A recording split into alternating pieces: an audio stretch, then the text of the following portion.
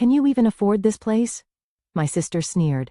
The waiter approached. Welcome back, Miss Dara. Your usual table?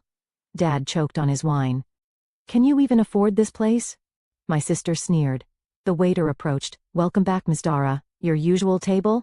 Dad choked on his wine. I'm Dara Mitchell, 2009, and about to face my estranged family after 5 long years. Tonight they're gathering at Maison, one of the most exclusive restaurants in the city, to celebrate my sister Heather's engagement.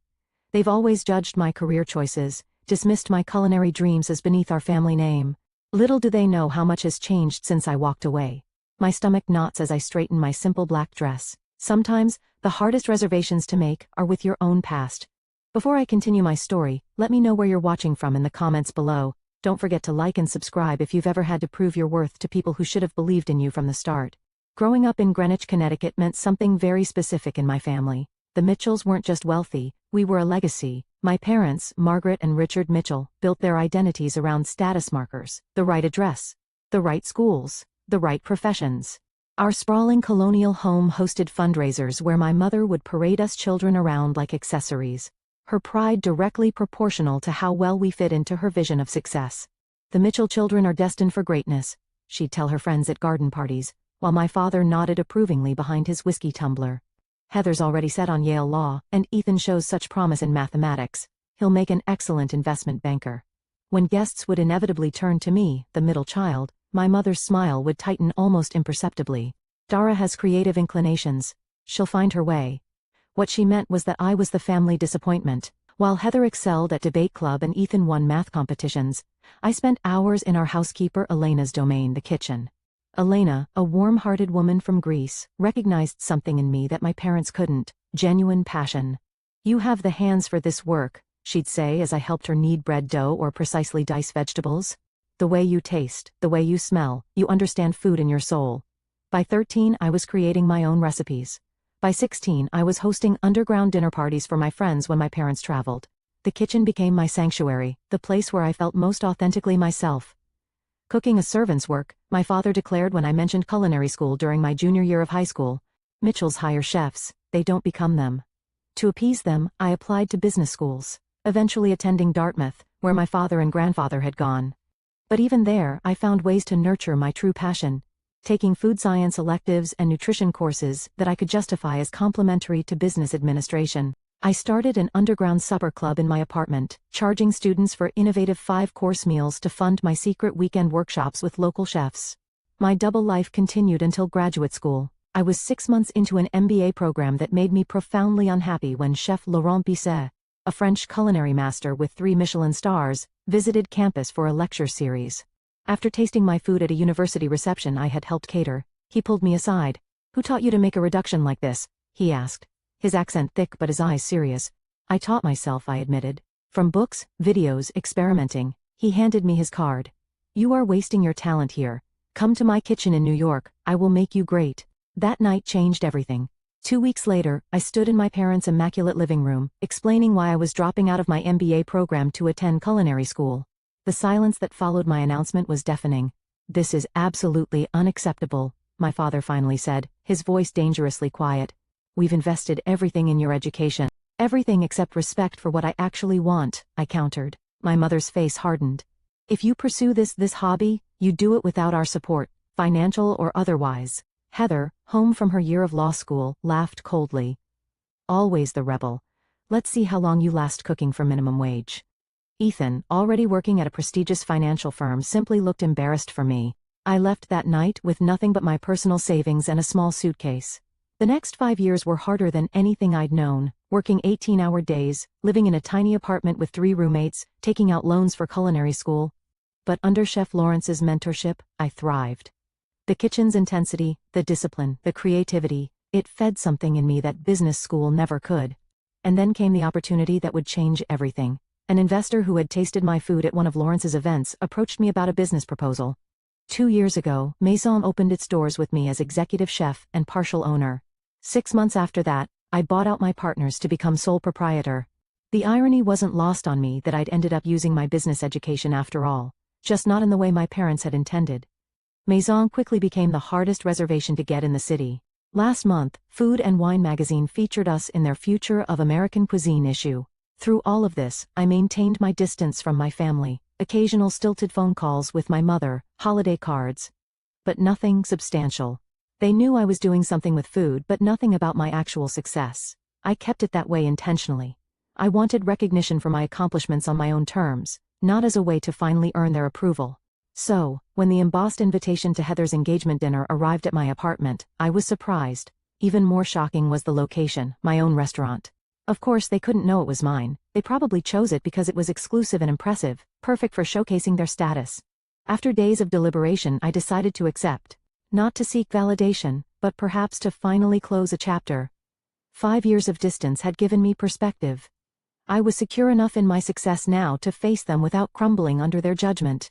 What I hadn't anticipated was how it would feel to watch them dine in my establishment, criticizing the very dishes I had poured my heart into creating. But that was exactly what awaited me as I pushed open the heavy glass doors of Maison that evening, ready to play the role of the struggling black sheep one last time. The familiar scent of Maison enveloped me as I stepped through the doors, saffron, reduced wine, the subtle perfume of fresh herbs that I insisted on having delivered twice daily. Usually this aroma centered me, reminded me of everything I'd built. Tonight, it only intensified my anxiety. I'd chosen my outfit carefully, a simple black dress that was actually Diane von Furstenberg, accessorized with a single strand of pearls that had belonged to my grandmother. Understated elegance that my status-conscious family would likely misread as trying too hard with limited means. My hair was pulled back into a sleek chignon, another detail they would probably interpret as me not being able to afford a proper styling. Marcus, my most senior server, spotted me immediately. His eyes widened slightly in question. I rarely came in through the front entrance as a guest. I gave him a subtle shake of my head and mouthed, "Not yet." He nodded discreetly and continued with his duties. From the entryway, I could already see them. They had requested the center table, my mother and Chanel, my father examining the wine list with exaggerated concentration. Heather draped in what looked like new season Gucci. Next to her sat a man I didn't recognize, Bradley presumably, with slicked back hair and a watch that caught the light every time he moved his wrist.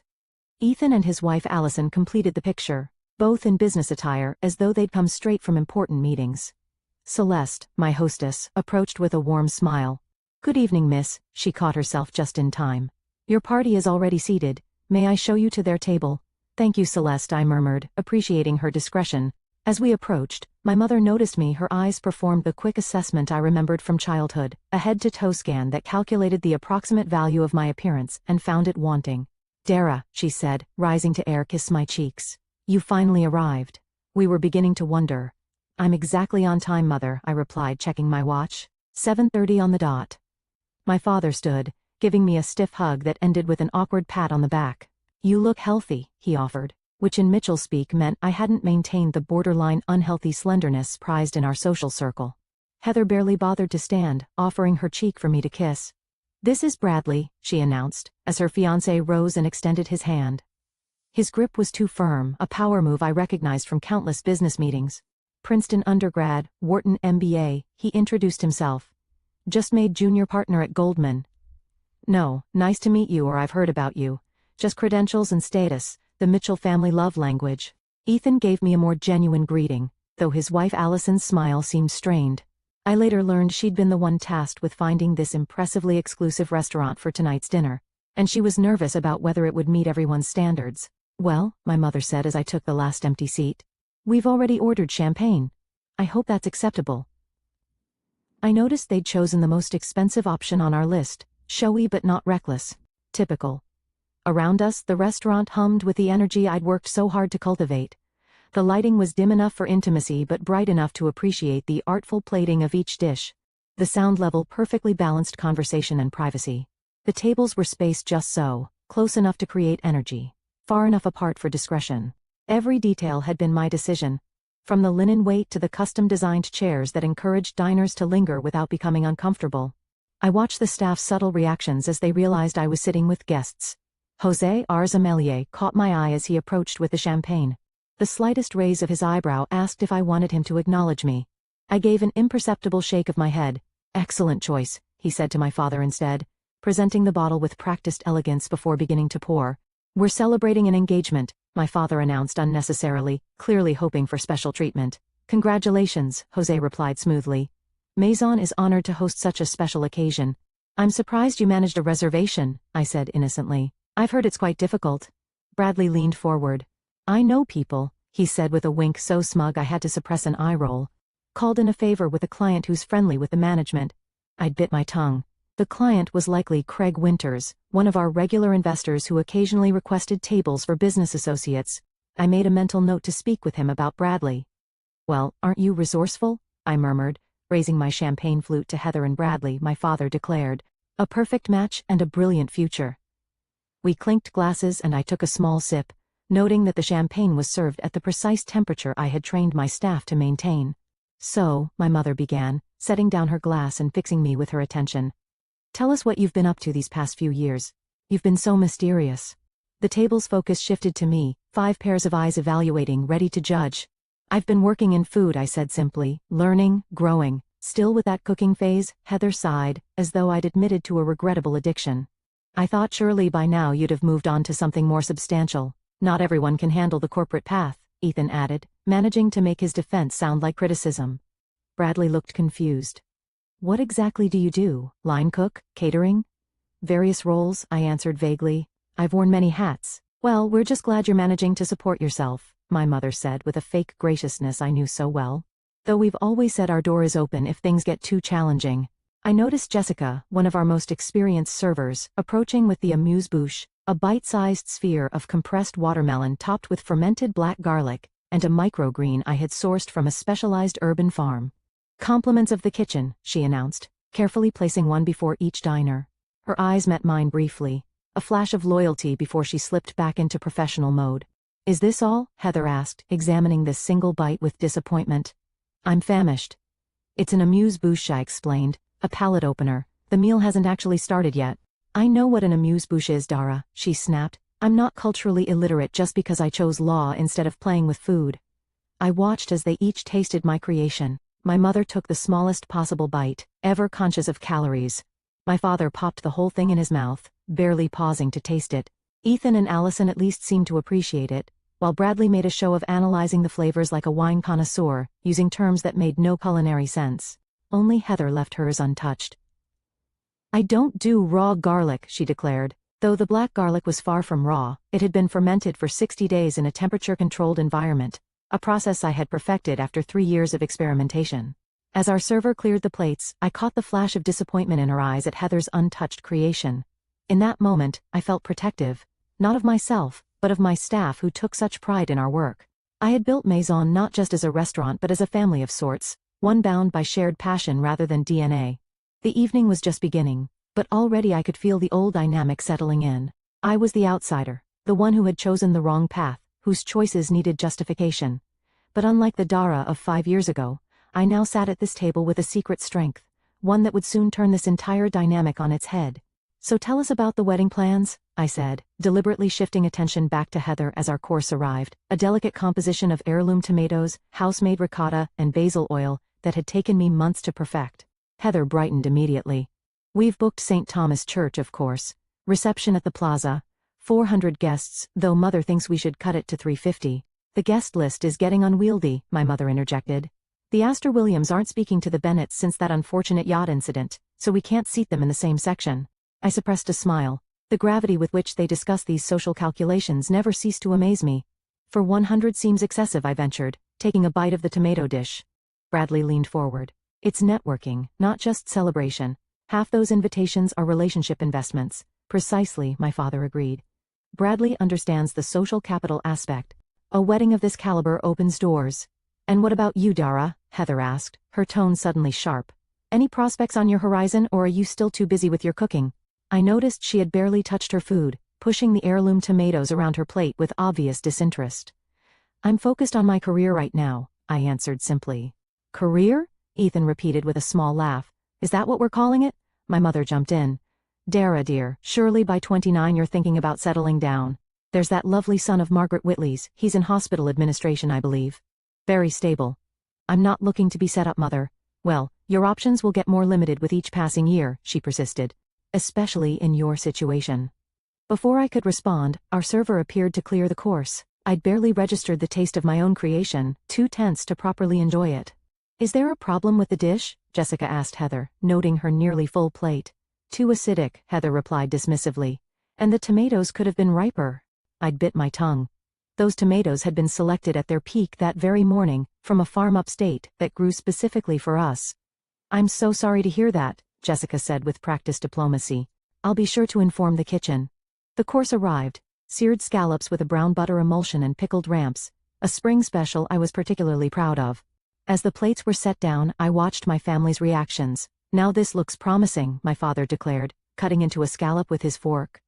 Bradley swirled his wine, a Sancerre I had personally selected to pair with this course. Decent wine list here, not exceptional, but passable. Our sommelier Jose, overhearing this as he passed, shot me a quick glance. I gave him a subtle smile. Jose had been poached from a 3-star Michelin restaurant in Paris, and had turned down offers from establishments around the world to work with me. So Dara, Allison began, clearly trying to include me. Ethan mentioned you're working in food, but you never really specified what exactly you do. Before I could answer, Heather cut in. She's probably hostessing somewhere, right Dara? Using that business degree to seat people and hand out menus. Actually, I started. No shame in that, my father interrupted. Everyone has to start somewhere. Though after 5 years I would have expected some advancement. I've advanced, I said quietly. Into what, assistant manager at Applebee's? Heather laughed at her own joke. Heather, Ethan warned, showing a rare moment of defense. What? I'm just being realistic. She chose to abandon her education for this passion project. Actions have consequences. I took a sip of wine, allowing the familiar notes to center me. And how is law treating you, Heather?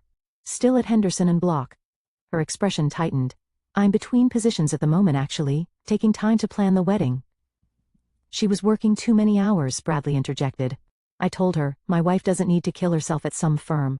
Once we're married, she can do charity work like my mother. I noticed the flash of something of resentment? Frustration, in Heather's eyes before she smoothed her expression back to placid agreement. The course arrived, a pasta dish featuring hand-rolled tagliatelle with spring peas, pancetta, and mint. One of our signature dishes that had been featured in Food and Wine. The portion size here is ridiculous, my mother commented, looking at the artfully plated pasta. All this expense for 3 bites. It's about quality over quantity, mother, I replied. The tasting menu is designed to take you through multiple flavors and textures. In my day, restaurants gave you a proper meal for your money, my father grumbled. This nouvelle cuisine nonsense is just a way to charge more for less food. I watched as Bradley cut into his pasta rather than twirling it, breaking the delicate strands I had rolled by hand that morning. So how exactly are you affording a place like this on a food service salary? Heather asked bluntly. This is one of the most expensive restaurants in the city. I felt all eyes turned to me. I manage my finances carefully, I replied. Oh please, Heather scoffed. A dinner here costs more than you probably make in a day. Who are you dating? Is he paying for this? I'm not dating anyone, I said evenly. Then how can you possibly afford this place? She pressed. Are you in debt? Maxing out credit cards to keep up appearances? Heather, Ethan warned again, looking uncomfortable. No, I want to know, she insisted. We all rearranged our for this dinner that she suggested, at one of the most exclusive restaurants in the city.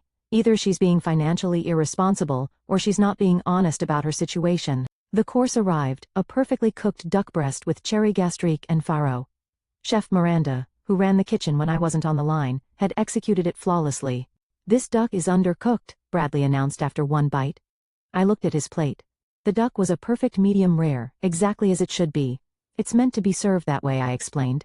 Medium rare is the optimal temperature for duck breast. I prefer my meat well done, he declared, motioning for a server. When Jessica approached, he spoke without looking at her. This is raw. Take it back and cook it properly. I saw the flash of annoyance in Jessica's eyes, quickly masked by professional courtesy. Of course, sir. My apologies. As she took his plate, I caught her eye and gave a slight nod. She would know to have the kitchen prepare a new breast, rather than ruining the existing one by overcooking it. Really, Dara, my mother said once Jessica had gone, you still haven't answered Heather's question. How are you affording this dinner? The tension at the table was palpable now. I could feel the familiar tightness in my chest, the same feeling I'd had during countless family dinners growing up, the sense of being cornered, judged and found wanting before I'd even had a chance to speak. But I wasn't that same insecure young woman anymore. I had built something I was proud of, something that was entirely mine. For a moment I considered revealing everything right then, watching their expressions change as they realized whose restaurant they were sitting in, whose food they had been critiquing so carelessly. Before I could decide, Bradley's overcooked duck returned, now lacking all the tenderness and complexity it had originally possessed. Much better, he declared after one bite, though I could see from across the table that it was now dry and tough. My father signaled for the wine list again. Let's order another bottle. Something more impressive this time. As Jose approached with the leather-bound list, my father made a show of examining it, finally pointing to one of our most expensive options. A Bordeaux priced at over $800. This one should be adequate, he declared. I knew that bottle intimately. I had selected it during a trip to France last year, meeting with the vintner personally. It was spectacular, but completely wrong for the current course and the ones to follow. May I suggest something that might pair better with the remaining dishes? I ventured. My father waved me off. I think I know my wines, Dara. Jose caught my eye, silently asking for direction. I gave him a small nod, let my father have his way. This wasn't the hill to die on. As the evening progressed through the final savory course and into dessert, a deconstructed lemon tart that was one of my personal favorites, the jobs continued. Every dish met with some criticism, every attempt I made to contribute to the conversation, somehow twisted into evidence of my failure. By the time coffee was served, I felt emotionally drained. The double burden of enduring my family's condescension while watching them thoughtlessly critique my life's work was becoming unbearable. Then came the moment I'd been both dreading and anticipating, the check. Marcus approached with the black leather folder containing the bill, placing it discreetly in the center of the table. My father reached for it immediately, a reflex of patriarchal duty, but broadly intercepted. Please, Richard, allow me, he said, with the practiced smoothness of someone who has turned even generosity into a power move. Consider it my treat to celebrate the occasion. My father made the expected token protest before acquiescing. I watched as Bradley opened the folder, his expression shifting from confident smile to barely concealed shock as he registered the total. Is there a problem? My father asked, noticing the change. No. Bradley recovered quickly, just confirming the calculation. I knew exactly what he was looking at. A dinner for 7 with premium wine pairings, special off-menu requests, and that $800 Bordeaux would run well over $3,000. Not outrageous for a restaurant of Maison's caliber, but certainly a statement. He reached for his wallet, extracting a black credit card with deliberate slowness, making sure everyone noticed the exclusive tear. Heather, perhaps sensing his discomfort, chose that moment to circle back to her earlier interrogation. So Dara, she said, her voice dripping with false sweetness. You never did how you're managing to contribute to this extravagant dinner. We wouldn't want you stretching yourself financially on our account. All eyes turned to me again. I could feel the familiar dynamic asserting itself, Heather the successful one, me the struggling disappointment. I can cover my portion, I said simply. Can you though? She pressed, leaning forward. Because we all know what food service pays. Can you even afford this place? The table fell silent. The question hung in the air, so deliberately insulting that even my parents looked uncomfortable. Heather, my mother murmured. Perhaps this isn't. No, I want to know, Heather insisted, eyes locked on mine. We've spent the entire evening pretending that everything's fine, that Dara's choice to throw away her education hasn't left her struggling. I think we deserve some honesty. I felt a hot flush rising from my chest to my face. 5 years of distance, of building my own life and success, and nothing had changed. I was still the family disappointment, still being asked to justify my existence. Bradley, perhaps sensing an opportunity to reassert control after the check shock, joined in. If you need help with your portion, just say so, no shame in that. I don't need help, I said, my voice tight. Then how exactly are you paying for this? Heather demanded. Because a meal here costs more than you probably make in a week. I opened my mouth to respond, to finally reveal everything, when Bradley suddenly frowned at the bill. Wait, there's a mistake here, he announced. They've only charged us for the wines, not the food. He signaled sharply for Marcus. Excuse me, there's an error on our check. Marcus approached our table with perfect timing, as though he'd been waiting for this moment. In reality, he probably had been my staff knew me well enough to be watching this drama unfold. Is there a problem, sir? He asked. Yes, you've only charged us for the beverages, not the meal, Bradley said, pointing at the bill. Marcus looked at the check, then at me, his expression questioning. In that moment, I made my decision. The charade had gone on long enough. I gave Marcus a slight nod. There's no error, sir, Marcus said smoothly. The dinner portion has been taken care of. By whom? My father asked, frowning. Marcus turned to me, his professional demeanor giving way to a warm smile. Welcome back, Ms. Dara. Your usual table is ready for your meeting with the investors. Would you like me to handle the situation? The silence that fell over the table was absolute. 6 pairs of eyes turned to me in various stages of confusion and disbelief. Thank you, Marcus, I said, my voice steady despite the adrenaline coursing through me. Yes, please close out Mr. Harrington's beverage tab. The rest is on the house, as usual. Very good, Ms. Dara. he replied, taking the folder from Bradley's now slack grip. Chef Miranda mentioned she'd like your opinion on the new spring menu items when you have a moment. I'll stop by the kitchen before my meeting, I assured him. As Marcus departed, I finally looked directly at my family. Their expressions ranged from confusion to shock, to the dawning of understanding. What is happening? My mother finally managed. I took a deep breath. The moment I had both dreaded and secretly anticipated for 5 years had arrived. Welcome to Maison, I said simply, my restaurant. The silence stretched for what felt like an eternity. My father was the to recover, his expression shifting from confusion to calculation. Your restaurant, he repeated carefully. You work here? No, father, I clarified, feeling a strange calm settle over me. I own Maison. I'm the executive chef and sole proprietor. That's impossible, Heather blurted. This is one of the most exclusive restaurants in the city. It's been featured in major magazines. Yes, I agreed. Food and Wine last month, Bon Appetit before that. The New York Times gave us 4 stars in their review last year. Bradley was staring at me as though I'd suddenly started speaking in tongues. But, you said you worked in food. You were vague about everything. Because I wanted to see how you would treat me if you thought I was struggling, I explained. And you've all made that abundantly clear tonight. My mother's hand fluttered to her pearls, her go-to gesture, when socially destabilized. Darling, why wouldn't you tell us about this achievement? The way she emphasized achievement spoke volumes. Success made my choices retroactively acceptable, in a way passion alone never could. Would you like the full story? I asked, looking around the table. Without waiting for an answer, I continued. After I left 5 years ago, I moved to the city with what little savings I had. I rented a tiny room in an apartment with 3 roommates in Queens. For the year, I worked 3 jobs: prep cook at a bistro from 5 a.m. to noon, line cook at a midtown restaurant from 1 p.m. to 10 p.m., and weekend shifts at a bakery. I took a sip of water, noting their uncomfortable expressions.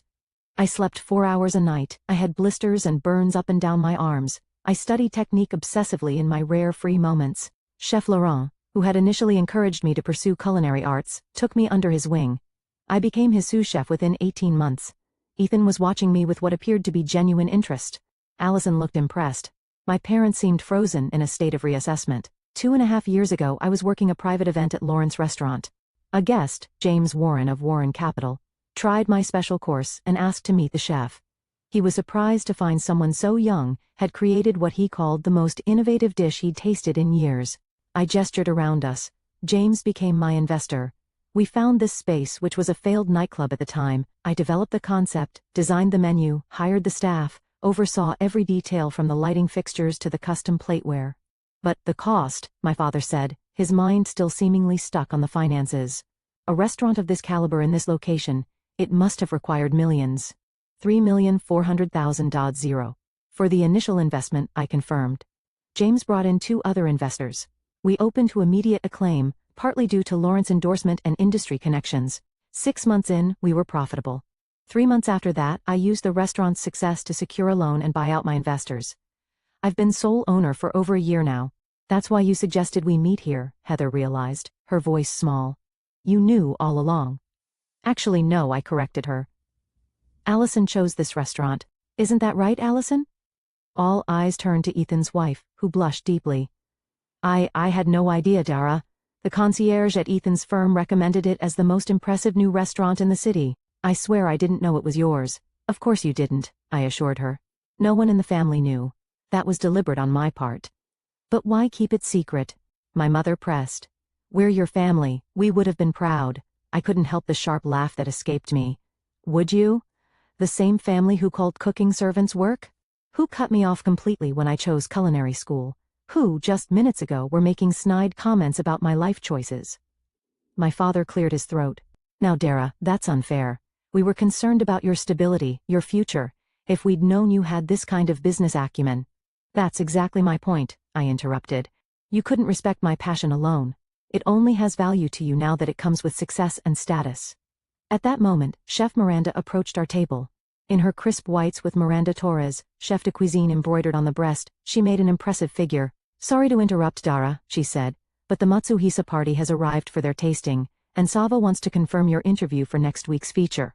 Also, your publisher called about the cookbook cover design. I nodded. Thank you, Miranda, please tell them I'll be there shortly.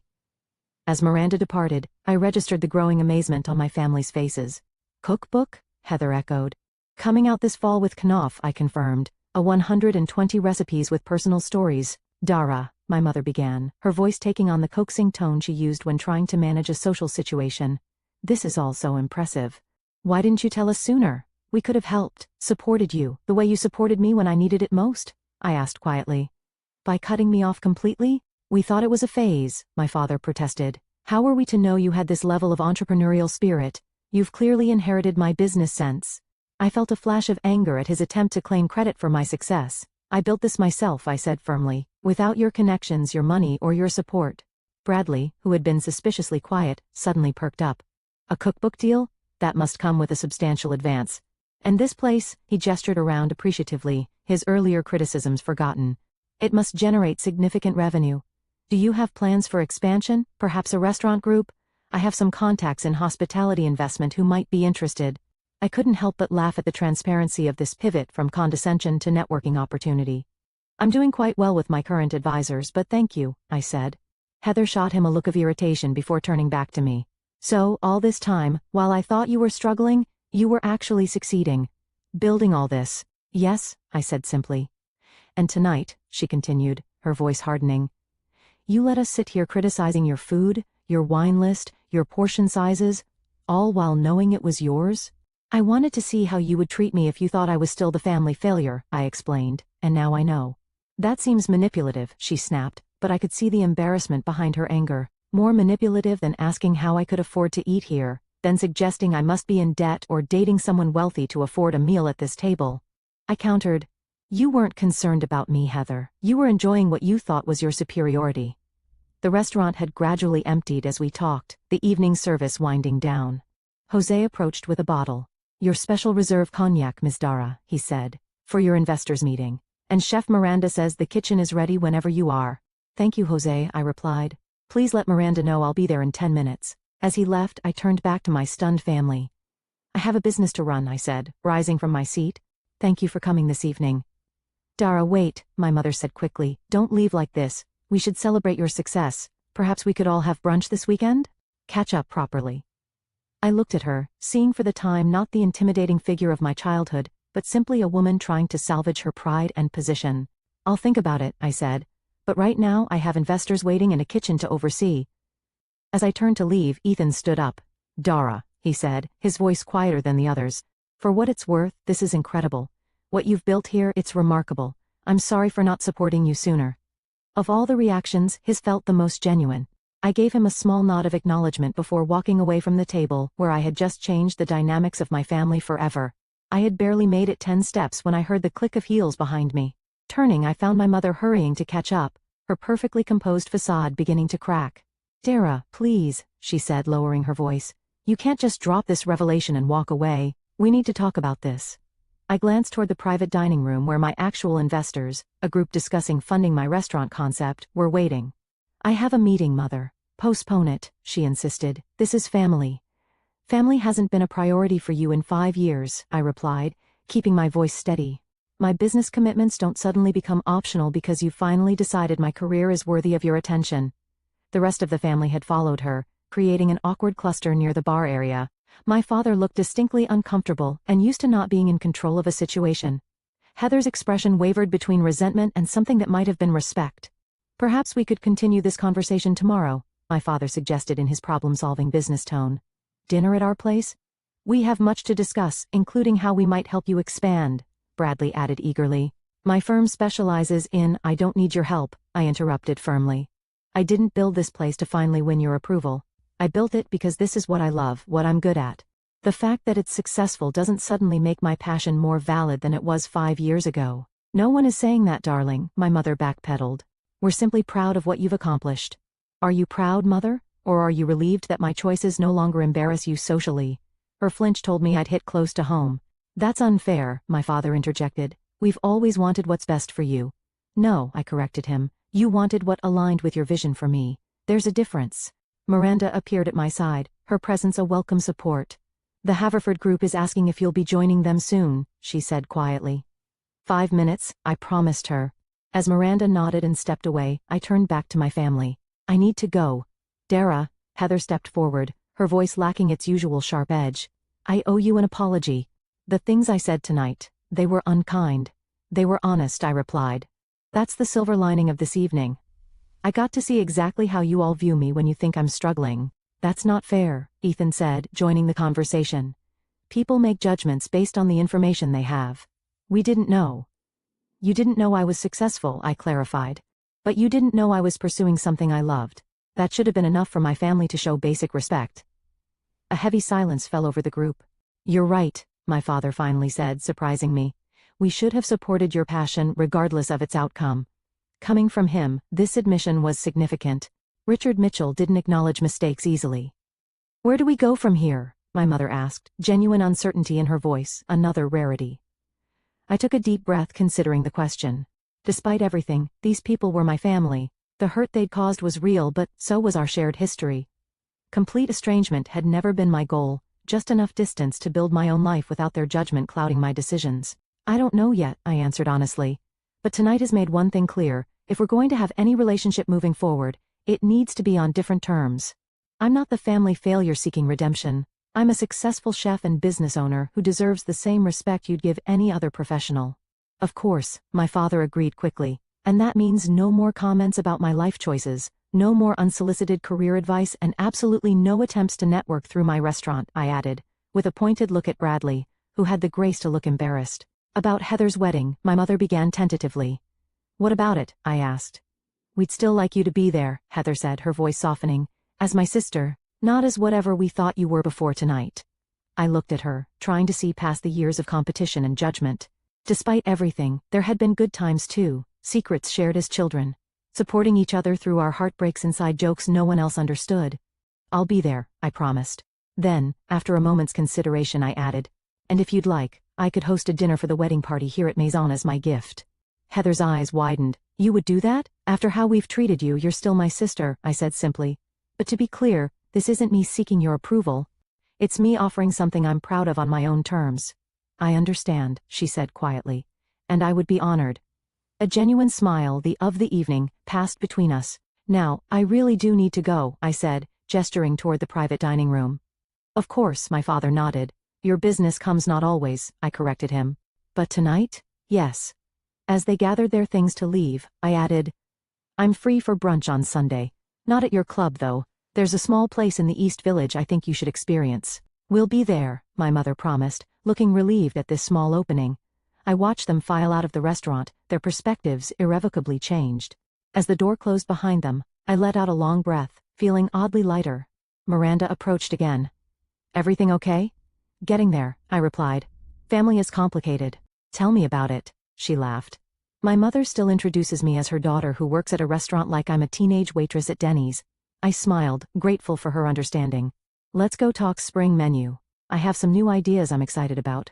As we walked toward the kitchen, my sanctuary, my achievement, my true home, I realized that the most important revelation of the evening wasn't showing my family what I'd built. It was fully recognizing it myself. I had created this success on my own terms, regardless of their approval. And that knowledge was worth more than any validation they could ever offer. 2 weeks passed like a whirlwind. Spring menu planning, meetings with my publisher about the cookbook layout, and preliminary discussions about a potential location kept me gratefully busy. But thoughts of that family dinner remained, surfacing in quiet moments, demanding reflection. Sunday brunch had gone surprisingly well. I'd taken my family to Alma's, a hole-in-the-wall gem run by a former colleague from my early days working the line. My parents had been visibly uncomfortable with the mismatched chairs and graffiti-decorated walls, but the food, unpretentious yet masterfully executed, had won them over. I never knew simple eggs could taste like this, my father had admitted, mopping up the last of his shakshuka with homemade sourdough. Small steps. Not a complete transformation, but an opening. Now, sitting at my usual table after closing time, I watched the staff complete their final duties. Jessica was counting the register while humming softly. Marcus and Jose were discussing wine pairings for tomorrow's private event. Miranda had left an hour ago after we'd finalized the spring menu revisions. My phone buzzed with a text from Heather, wedding planning nightmare. Florist just doubled their quote. Any chance you're free for coffee tomorrow? Could use some straight talk from someone who won't just tell me what I want to hear? I smiled slightly at this unexpected request for my opinion. Another small step. I texted back confirming a time and place. The relationship with my family was evolving into something I couldn't have predicted. Not the unconditional embrace I might have once craved, but something potentially more valuable, a measured respect between adults with different values and paths. My mother had called 3 times in the past 2 weeks, her usual formality softening into genuine questions about my work.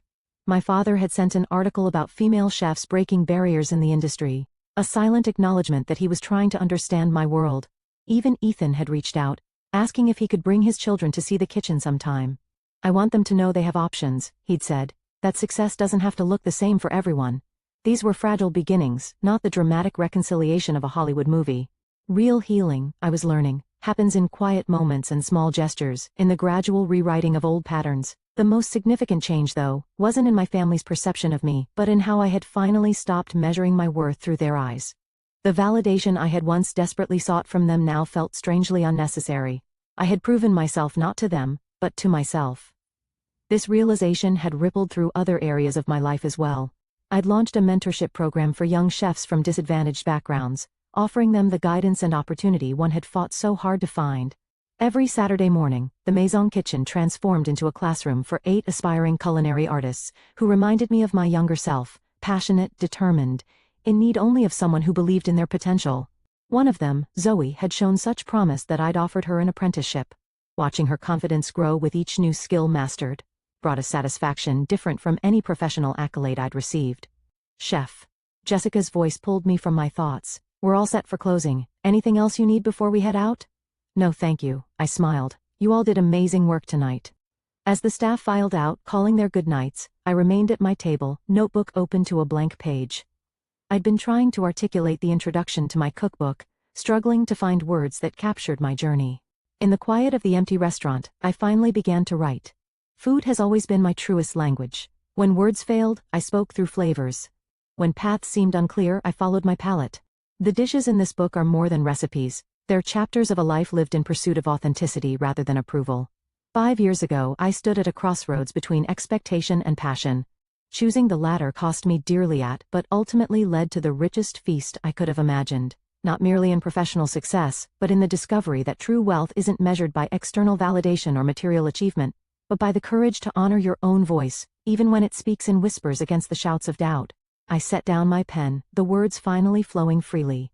Tomorrow would bring new challenges, a difficult vendor negotiation, Heather's wedding planning drama, finalizing the cookbook introduction.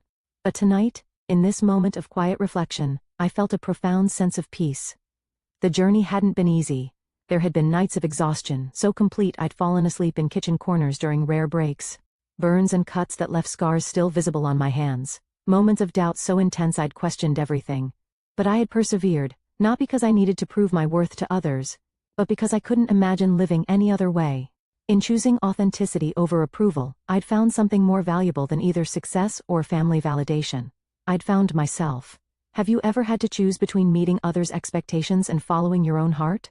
I'd love to hear your stories in the comments below.